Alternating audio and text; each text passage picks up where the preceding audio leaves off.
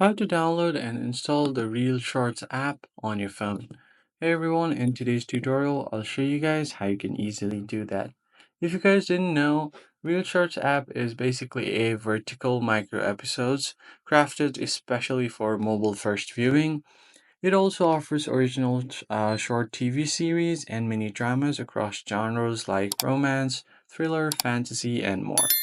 You can find many features of TV series, interactive storytelling, letting viewers choose their plot directions as well. So if you want to download the app, go to your Play Store or App Store, tap on the search bar, and then simply go ahead and search for Reels Short.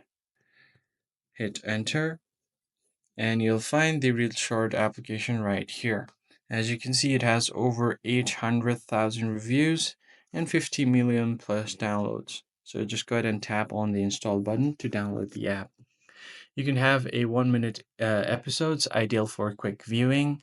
It is available free with ads, and some contents can be unlocked via watching ads or buying coins.